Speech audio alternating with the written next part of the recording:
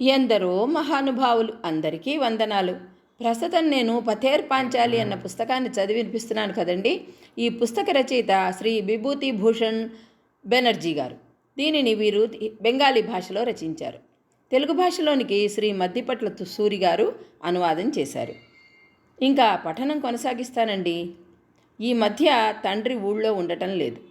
అప్పుని వెతికి పట్టుకోవాల్సి వస్తోంది. పుస్తకాల దస్తరం చెదలు పట్టే స్థితికి వచ్చింది.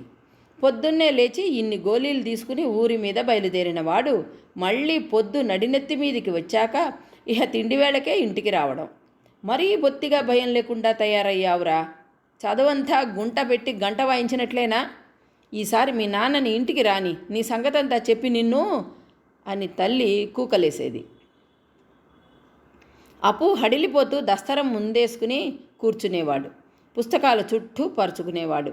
కాస్త కవిరి ఇయ్యమ్మ, సిరాలో కలుపుకుంటాను అనేవాడు తల్లితో. తర్వాత ఇహ కూర్చుని రాసి అది తీసుకెళ్ళి ఎండలో పెట్టేవాడు. ఎండిన తర్వాత కవిరి కలిపిన సిరా తళతళలాడుతూ ఉండేది. అప్పు మహాసంతోషంతో దానికేసి చూస్తూ రేపటి నుంచి ఇంకాస్త కవిరి కలుపుకుంటాను. అరే, ఎంత తళతళలాడుతోందో అనుకునేవాడు. ఆ తర్వాత మళ్ళీ రాసి ఎండలో పెట్టి నిన్న రాసిన దానికి ఇవాళ రాసిన దానికి తళతళలో ఎంత తేడా ఉంటుందో గమనిస్తూ కూర్చుని భేష్, ఇంకాస్త కలిపితే సరి అనుకునేవాడు. ఒక రోజున తల్లి దగ్గర పట్టుబడ్డాడు. అబ్బాయికి రాతలో పసలేదు, కానీ కవిరి మాత్రం శుద్ధలు కావాలి. తీయద్దు కవిరి, ఏమనుకుంటున్నావో అన్నది.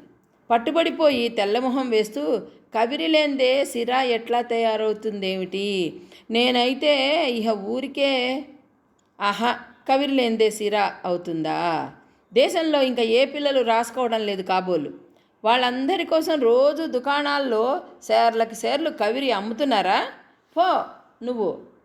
అప్పు అదే పనిగా కూర్చుని ఓ పుస్తకంలో నాటకం రాస్తున్నాడు. పుస్తకం అంతా చాలా భాగం రాతతో నిండిపోయింది. మంత్రి విశ్వాసఘాతుకత వల్ల రాజు సైన్యం వదిలి అడవికి పోతాడు. రాజపుత్రుడు నీలాంబరుడు, రాజపుత్రి అంబ అడవిలో దొంగల చేతుల్లో పడతారు.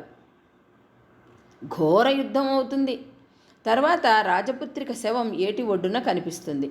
నాటకంలో సతు అనే పాత్రలోని క్రూరత్వం పూర్తిగా వర్ణితం కాకపోయినా ఆ పాత్రకి మరణశిక్ష విధించబడుతుంది.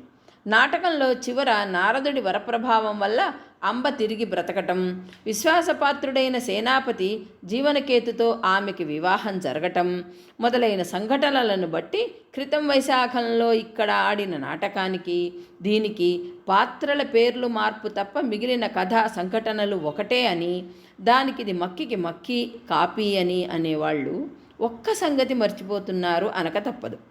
గతంలో ఏ వెన్నెల రాత్రి వేళలో నిశ్శబ్దంగా మసక వెలుతురుగా ఉన్న గదిలో పడుకున్న ఏ ప్రాచీన కవికో నీలమేఘంలా కనిపించిన నెమళ్ళు నాట్యం చేస్తున్న వనప్రదేశపు స్వప్నం కాళిదాసుకు విముక్త మేఘాల్ని వర్ణించే ప్రేరణ కలిగించి ఉంటే దానికి నష్టమేముంది? విస్మృతి గర్భంలో పడిన ఆ శుభ యామినీ స్థుతి మానవునికి తెలియకుండానే వేల కొలది సంవత్సరాలు అంటిపెట్టుకునే ఉండి ఉంటుంది. అగ్నిని అగ్నితోనే జ్వలింపచేయాలి. దస్తరంలో ఓ పుస్తకం ఉంది. దాని పేరు చరితమాల. ఈశ్వరచంద్ర విద్యాసాగర్ ప్రణీతం అని రాసి ఉంది. పాత పుస్తకం. అప్పు తండ్రికి పిల్లల కోసమని ఎక్కడెక్కడి పుస్తకాలు సంపాదించడం ఓ అలవాటు. అలాగే ఈ పుస్తకము ఎక్కడి నుంచో తీసుకొచ్చాడు. అప్పు అప్పుడప్పుడు అది కొంత చదివాడు. ఆ పుస్తకంలోని కథలో వ్యక్తుల్లా కావాలని వాడి అభిలాష. బజారుకు పోయి బంగాళాదుంపలు అమ్ముకుని రమ్మంటే ఆ రైతు బిడ్డ రస్కో ఏ పుంత పక్కనో కూర్చుని బీజగణితాన్ని గురించి వితర్కరించుకుంటూ ఉండేవాడు. కాగితాలు లేక తోళ్ల మీద ఏ దబ్బనం లాంటి దాంతోనో లెక్కలు వేసేవాడు. గొర్రెల కాపరి ఢూబాల్ గొర్రెల్ని వాటి ఇష్టం వచ్చినట్లు తిరిగేందుకు వదిలి భూగోళ శాస్త్రం చదవడంలో మునిగిపోయేవాడు. తాను అలా కావాలని కాంక్ష. బీజగణితం ఎంత ఇదిగా ఉంటుంది. తాను రస్కోలా బీజగణితం చదవాలి. తనకి చూచివ్రాతలు రాయటం, ఎక్కాలు వల్లించటం ఏమీ బాగుండలేదు. ఇలా నిర్జన ప్రదేశంలో అడవిలో ఏ పుంత పక్కనైనా కూర్చుని భూగోళం అదేమిటో వాడికి తెలియదు మొదలైన పెద్ద పెద్ద పుస్తకాలు చదివి పండితుడు కావాలి. కానీ తనకు అవన్నీ ఎక్కడ దొరుకుతాయి? ఎక్కడ భూగోళం, ఎక్కడ బీజగణితం, ఎక్కడ లాటిన్ వ్యాకరణం, ఇక్కడ ఒట్టి ఎక్కాల పుస్తకాలు చదవాలి.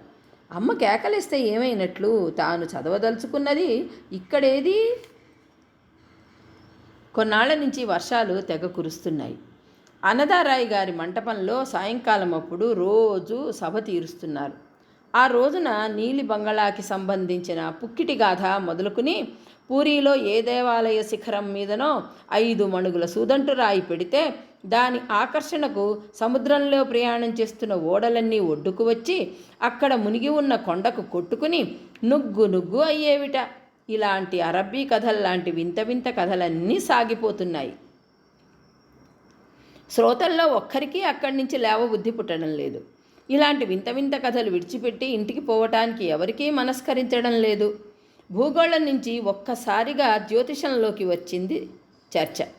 భృగు సంహిత లాంటి గ్రంథం భూమి మీద లేదంటే నమ్ము. ఏమీ అక్కర్లా, నీ జన్మరాశి ఒక్కటే చెప్పావంటే చాలు. నీ తండ్రి పేరు, నీ కులం పేరు, నీ వృత్తి, భూత భవిష్యత్తు అంతా అందులో రాసి ఉంటుంది. నువ్వు తేడా ఉన్నది లేనిది చూసుకోవచ్చు. గ్రహాలకి రాశి చక్రానికి ఎంత ఇది ఉంటుందో అంతా అందులో రాసే ఉంటుంది కదా. అంతేకాదు నీ పూర్వజన్మ కూడా అని చెప్తున్నాడు దీను చౌదరి. అందరూ అత్యాసక్తితో వింటున్నారు. కానీ రామమై చటుక్కున బయటకేసి చూసి, లేద్దాం పదండి, తర్వాత అయితే ఇంకా ఇళ్లకు చేరుకోలేం. చూశారా ప్రళయం ముంచుకు రాకుండా ఉంటే చాలు బతికినట్లే. ఎలా కారు కమ్ముకొచ్చిందో చూశారా? లేవండి అందరూ అన్నాడు. వర్షం తెరిపిలేదు. ఆగినట్లే ఆగి మళ్ళీ కుమ్మరిస్తోంది. 4 వైపులా వెలిముగ్గు వేసింది. హరిహరుడు 5 రూపాయలు పంపించాడు ఎలాగో. ఆ తర్వాత ఇహ ఉత్తరం లేదు, డబ్బు లేదు. మళ్ళీ అది చాలా రోజులైంది. సర్వజయ రోజూ లేవగానే ఇవాళైనా తప్పకుండా వస్తుంది డబ్బు అనుకునేది. నువ్వు ఆటలకు బయలుదేరావంటే పట్టుకుందామన్నా దొరకవింకా. పోస్టాఫీస్ దగ్గరికి వెళ్ళి కూర్చో, ప్యూన్ బయటకు వచ్చి రావటంతోనే అని కొడుకుతో చెప్పడం మొదలెట్టింది. భలే, నేను కూర్చోవటం లేదనుకుంటున్నావా? నిన్న కూడా పూంటే వాళ్ళ ఉత్తరం మన పత్రిక ఇచ్చి వెళ్ళలేదు. కావాలంటే ఇంకా వచ్చి పూంటే నడుగు. లేకపోతే నిన్న పత్రిక ఎలా వచ్చిందనుకున్నావు? నేను కూర్చోకపోవడం ఏమిటి అన్నాడు అప్పు. వర్షం పెద్దదయింది. అప్పు తల్లి మాట ప్రకారం రాయిగారి మంటపంలో ప్యూన్ కోసం ఎదురుచూస్తూ అలాగే కూర్చున్నాడు. కమ్మరి సాధు పూరిపాకలోంచి పావురాలు తడుస్తూ రివ్వున రాయిగారి పడమటింటి చూరులోకి వచ్చి వాలుతుంటే అప్పు వాటికేసి అదే పనిగా చూస్తున్నాడు. ఉరుములంటే వాడికి చెడ్డ భయం. మెరుపు మెరిస్తే దేవతలకు ఎంతెంత తోకలో అనుకుంటూ ఈసారి తప్పక ఉరుముతుంది అనుకుని చెవుల్లో వేళ్లు పెట్టుకున్నాడు. ఇంటికొచ్చి చూసేసరికి అక్క అమ్మ సాయంత్రం నుంచి తడుస్తూ మేటెడు చేమకూర తెచ్చి వంటింట్లో పోగేస్తున్నారు. ఎక్కడి నుంచి తీసుకొచ్చారమ్మా? ఎంత ఉందో అన్నాడు అప్పు. దుర్గ నవ్వుతూ, ఎంతో, నీకే, నువ్వు ఇంట్లో కూర్చుంటే సరి. అదిగో వాళ్ళ దొరువు దగ్గర జామ తోటలో చీలమండల్లోతు నీళ్లు, వెళ్ళు చూద్దాం అన్నది. పొద్దున్నే రేవులోకి వెడితే మంగలి జాధాయి పెళ్ళాం కనిపించింది. సర్వజయ కొంగుచాటు నుంచి ఓ కంచు పళ్ళెం బయటికి తీసి, ఇదిగో చూడు, ఇది రాగి గీగి కల్తీ కలిసినది కాదు, అచ్చం మంచి కంచు. నువ్వు కావాలన్నావని తీసుకొచ్చాను. ఇది ఎప్పటిదనుకున్నావు? నా పెళ్లిలో ఇచ్చినవి. ఇలాంటి పళ్ళాలు ఇప్పుడు అసలు రావడమే లేదు అన్నది. బేరం చేసి చివరకు జాధాయి పెళ్ళాం కొంగున ఉన్న ముడి విప్పి ₹1 తీసిచ్చి ఆ పళ్ళానికి కొంగు అడ్డం కప్పి తీసుకెళ్ళింది. ఎవరితోనూ చెప్పొద్దు సుమా అని సర్వజయ మరీ చెప్పింది. 1-2 రోజులు వాన వెలవనే లేదు. ఒకటే ఈదురుగాలి, గోతులు గుంటలు నీళ్లతో పొర్లిపోతున్నాయి. వీధుల్లో దారుల్లో ఎక్కడ చూసినా శీలమండల లోతు నీళ్లు. రాత్రింబవళ్ళు వెదురుతోపు ఒకటే జుయ్యమని మోత. వెదురు చెట్లు చాలా వరకు నేలకు ఒరిగాయి. ఆకాశంలో ఎక్కడా వెలుగనేదే లేదు. మధ్య మరీ చీకట్లు కమ్ముకొస్తున్నాయి. కారుమబ్బులు తూర్పు నుంచి పడమరకు తెగ పరుగులెత్తుతున్నాయి. ఆకాశంలో ఎక్కడో దేవాసుర యుద్ధం ప్రారంభమైనట్లుంది. అతి చతురుడైన ఏ సేనానాయకుడి ఆధ్వర్యం కిందనో నింగిని నీటిని నేలను ఏకం చేస్తూ బ్రహ్మాండమైన దైత్యవాహిని కక్షోహిణులు అదృశ్యులైన అతిరథులు మహారథుల నాయకత్వాన ధురీవేగాన ముందుకు పోతోంది. సుతీక్ష్ణమైన దేవేంద్రుడి వజ్రాయుధం మిరుమిట్లు కొలుపుతూ క్షణంలో తిమిర సైన్యాన్నంతటినీ చీల్చి చెండాడేసి పారేసింది. మళ్ళీ అంతలో ఎక్కడి నుంచో రక్తబీజ రాక్షసుడి వంశీయులు కారు చీకట్లో భూమి ఆకాశాలను ఏకం చేశారు. భయంకరమైన గాలివాన, రాత్రింబగళ్ళు జుయ్యమని ఒకటే రొద, ఏరు పొంగి పారుతోంది. ఎన్ని చోట్ల ఎన్ని ఇళ్ళు వాకెళ్ళు కూలిపోయాయో, కాలువలు నదులు ఏకమయ్యాయి. గొడ్డు గోదా చెట్ల కింద, వెదురుతోపులో ఇళ్ల చూర్ల కింద తడుస్తూ అలాగే నిలబడి ఉంటున్నాయి. పిట్టల కూతలనేవి ఎక్కడా వినిపించడమే లేదు. 4-5 రోజులు ఇలానే ఒకే తీరున గడిచాయి. కుండపోతగా కురుస్తున్న వర్షం, పెనుగాలి రొద తప్ప ఇంకేమీ తెలియడం లేదు. అప్పు గబగబా వసారాల్లోకి వచ్చి తడిసిన తల తుడుచుకుంటూ, మన వెదురుతోపులోకి నీళ్ళొచ్చాయక్కా, చూస్తావా అన్నాడు.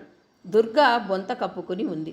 లేచి కూర్చోకుండానే ఎన్ని నీళ్ళొచ్చాయిరా అని అడిగింది. రేపు నీకు జ్వరం తగ్గాక వచ్చి చూద్దుగానివిలే, చింతతోపి దారి అంతా మోకాల్లోతు నీళ్లు అని. తర్వాత అమ్మేది అని అడిగాడు అప్పు. ఇంట్లో తినేందుకేమీ లేవు, మరమరాలో ఏవో కాసినున్నాయి. నాకు వద్దవి, నాకే ఆకలి వేయటం లేదనుకుంటున్నావా, నాకు అన్నం కావాలి అంటూ అప్పు మారాన్ చేయడం మొదలెట్టాడు.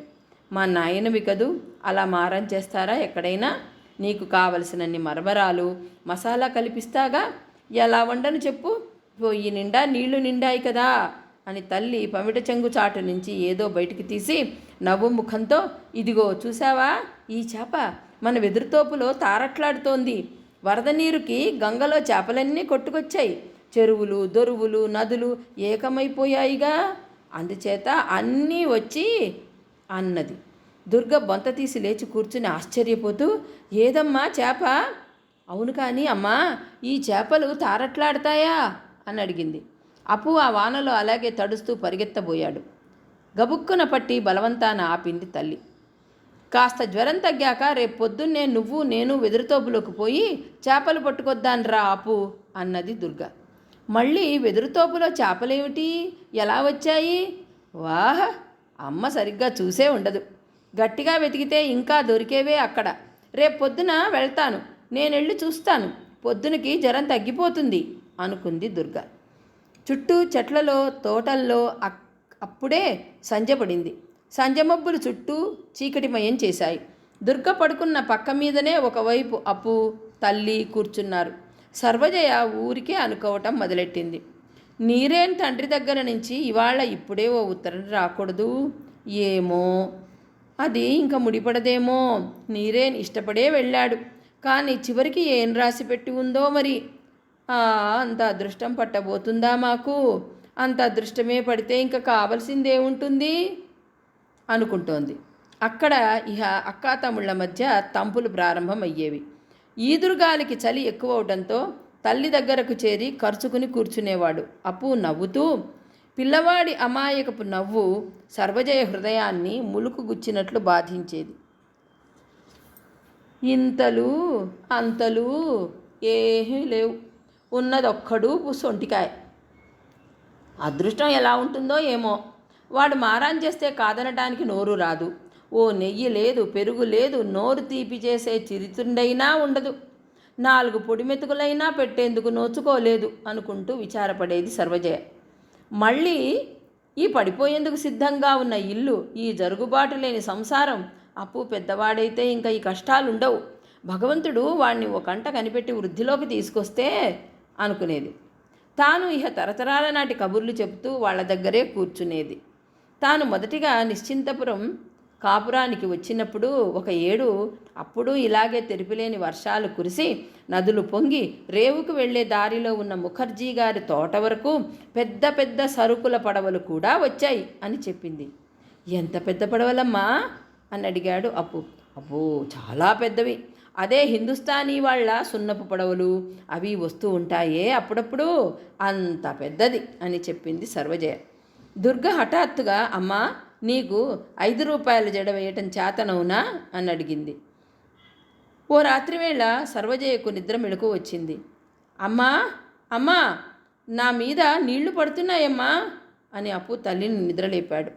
సర్వజయ లేచి దీపం వెలిగించింది. బయట జోరున వర్షణ కురుస్తున్న ధ్వని. పైకప్పులోంచి ఇల్లంతా జలాజంత్రంగా కురుస్తోంది. ఆమె పక్కకు తప్పించింది. దుర్గ ఒళ్ళు తెలియని జ్వరంతో పడుకుని ఉంది. ఒంటి మీద చెయ్యి వేసి చూస్తే కప్పుకున్న బొంత అంతా తడిసి ముద్దయి ఉంది. దుర్గా, దుర్గా, వినపడటంలా? కాస్త లేస్తావు? పక్కకు లాగుతాను. దుర్గా, చప్పున లేవే, అంతా తడిసి ముద్దయిపోయిందే అన్నది సర్వజయ. పిల్లవాడు నిద్రపోయినా సర్వజయకు ఇంకా నిద్ర పట్టలేదు. చీకటి రాత్రి, అందులో పైగా ఈ వర్షం. మనసు గుబగుబలాడుతోంది. ఏదో ముంచుకు రానున్నట్లు భయం వేస్తోంది. ఆయన ఏమైనట్లో? డబ్బు మాట తగలేసిరి. ఉత్తరం ముక్కైనా రాయలేదు కదా. ఇలా ఎన్నడైనా చేశారా? ఆయన ఒంట్లో ఏం లేకుండా కులాసాగా ఉన్నట్లేనా? తల్లి సిద్ధేశ్వరి, నీకు 5 అణాల కానీ భోగం చేయిస్తాను. క్షేమంగా ఉన్న వార్త వచ్చేటట్లు చెయ్యి తల్లి అనుకుంది మనస్సులో. మర్నాడు ఉదయం వాన కాస్త వెనకపట్టినట్లుంది. సర్వజయ ఇంట్లోంచి బయటకు వచ్చి చూసింది. వెదురుతోపులో చిన్న దొరువు నీళ్లతో పొంగి పోర్లుతుంది. నివారణుడి తల్లి తడుస్తూ ఏటికెళ్లే దారినో ఎక్కడికో వెళుతోంది. సర్వజయ, ఇదిగో అని పిలిచింది ఆమెని. తర్వాత మళ్ళీ కొంచెం సిగ్గుపడుతూ, మీ అబ్బాయికి బృందావనం కండువా కావాలన్నావు కదూ, మొన్నెప్పుడో ఓసారి కావాలా, తీసుకుంటావా అని అడిగింది. ఉన్నదా? కాస్త చినుకు వెలవని, మా వాణ్ణి కూడా తీసుకొని వస్తాను ఇప్పుడే. మళ్ళీ కొత్తదే ఉందా, పాతదా అమ్మా అని అడిగింది నివారణుడి తల్లి. నువ్వే చూద్దువు గాని రా, ఇప్పుడే వస్తావా? కాస్త పాతదే అనుకో. అయితే ఏం, ఎవరూ పైన వేసుకోవడం లేదు, శుభ్రంగా ఉతికి మడత పెట్టి ఉంది అని కాసేపు ఆగి, మీరీ మధ్య వడ్లు ఏమీ దంచటం లేదా అని అడిగింది. ఈ ముసురులో వడ్లు ఎక్కడ ఎండుతాయమ్మా అమ్మగారు, ఏదో తిండి కోసమని కాసినట్టే పెట్టుకున్నవేవో అంది. ఓ పని చేద్దు, వాటిల్లోనే సగం నాకు ఇవ్వగలవా అని కొంచెం యువతలికి వచ్చి బతిమిలాడుతున్న ధోరణిలో, వర్షం మూలంగా బజారు నుంచి బియ్యం తెచ్చిపెట్టేవాళ్లే దొరకడం లేదు. డబ్బు చేత్తో పుచ్చుకుని రోజూ తిరుగుతున్నాను, ఎవరైనా తెచ్చి పెడతారేమోనని చాలా ఇబ్బందిలో పడ్డాం అన్నది సర్వజయ. నివారణుడి తల్లి అందుకు ఒప్పుకుంది. ఇప్పుడే వెళ్ళి తీసుకొస్తాను. కానీ ఆ ముతక బియ్యం అన్నం మీలాంటి వాళ్ళు తినగలరా అమ్మా? ఒట్టి ముతక బియ్యమే అన్నది. వేప చెక్క కషాయం దుర్గ తాగలేకపోయింది. ఇంకా జ్వరం అలాగేనే ఉంది. మందు లేదు, మాకు లేదు, వైద్యుడు లేడు, డాక్టరు లేడు. ఒక కానీ బిస్కెట్లు తెచ్చిపెట్టమ్మా, ఉప్పగా ఉండే బిస్కెట్లు, నోటికి కాస్త రుచిగా ఉంటాయి అన్నది దుర్గ. నూకల జావ ఆస్కారం లేని దానికి బిస్కెట్లు. సాయంకాలం నుంచి వాన పెద్దదైంది. మళ్ళీ వానతో పాటు గాలి కూడా జాస్తి అయింది. జోరున వాన. ఎక్కడా పిట్టలేదు చుట్టుపక్కల. ఎటు చూసినా నీళ్ల గలగలలు. రయ్యమని ఒకటే తూర్పు గాలి. మబ్బులతో చీకటి కమ్మింది సంధ్య పడకముందే. మళ్ళీ దూదిలా విడిపోతూ నల్లటి మబ్బులు అటూ ఇటూ పరిగెత్తుతున్నాయి. వర్షపు ధ్వనిలో ఏమీ వినపడ్డం లేదు. కిటికీలోంచి గాలి వాటుకు జల్లు కూడా కొడుతోంది ఇంట్లోకి. తలుపులు విరిగిపోయిన జాగాల్లో పాతగుడ్డలు అడ్డు పెడితే ఆ ప్రచండమైన గాలి విసురుకు అవి ఆగలేకపోతున్నాయి. అంత గాలి విసురును అవి ఆపగలవా మరి? ఇక్కడితో ఈ పఠనం ఆపేస్తానండి. తిరిగి తరువాయి భాగంలో కలుసుకుందాం. అంతవరకు మీకు పథేర్ పాంచాలి నచ్చితే లైక్ చేయండి, షేర్ చేయండి, సబ్స్క్రైబ్ చేసుకుని నన్ను మరింతగా ప్రోత్సహించండి. ఉంటానండి. నమస్కారం.